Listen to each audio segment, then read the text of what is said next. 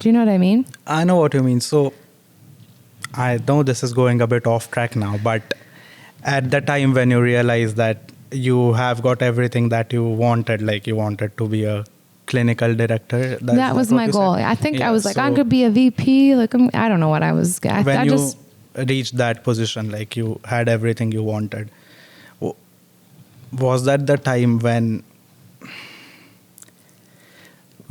other things can were you happening say, in my life? like, was that the time your female motherly instinct was kicking in and like What, that I wanted to have children, maybe? it's not always about children. It's just But maybe that I wanted to take care of people in a different way or something. Yeah, Is like, that what it's you're not alluding like- to? it's not like, I'm not saying I know feminism and everything. I am completely in support. I'm not against it. But there are different things in both the sexes. Like, at a certain age, a woman tends to think about her personal life more than her career. So if you have read about these things, then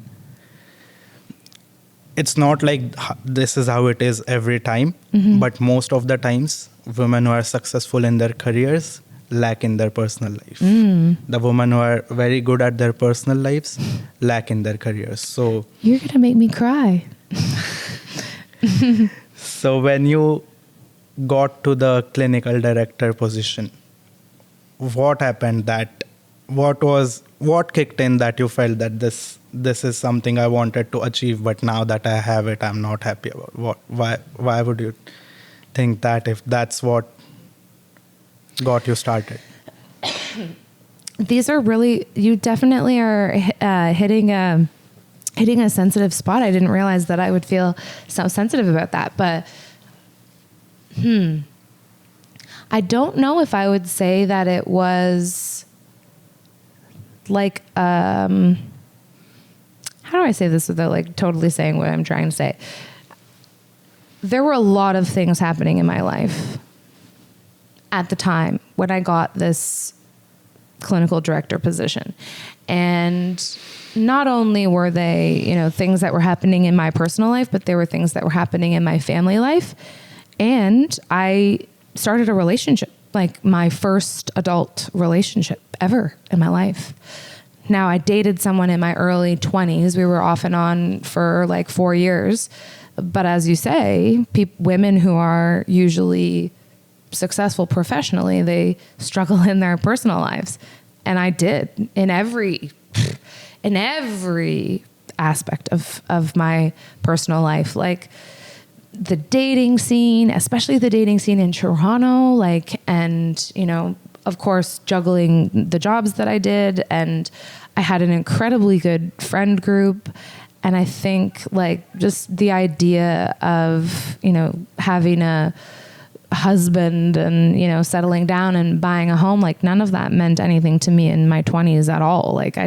All I cared about was my career and my friends and having a good time and, where was I going to be traveling to next? That was all I cared about from probably 24 to 30.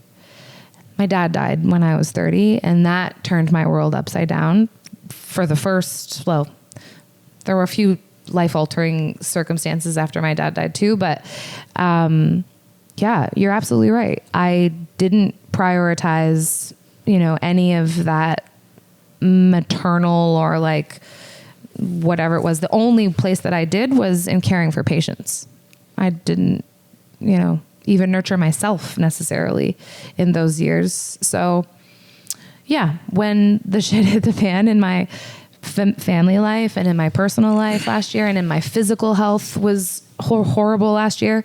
My mental health was horrible last year. I was diagnosed neurodivergent last year. I started taking medication every day for the first time in my life last year.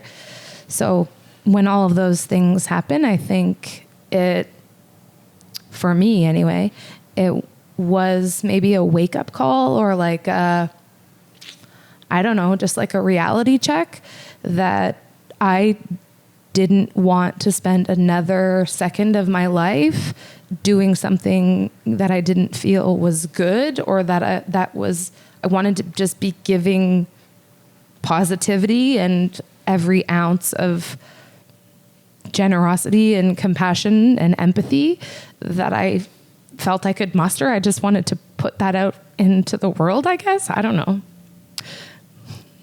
So maybe it is a maternal thing. So with all of this going on, how did you decide to start helping out international students and people like me?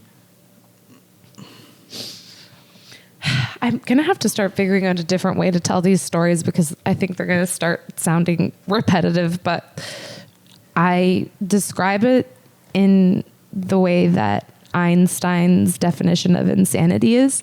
And I felt like every semester I was going into this new cohort of these, fresh faces or Zoom screens, in some cases.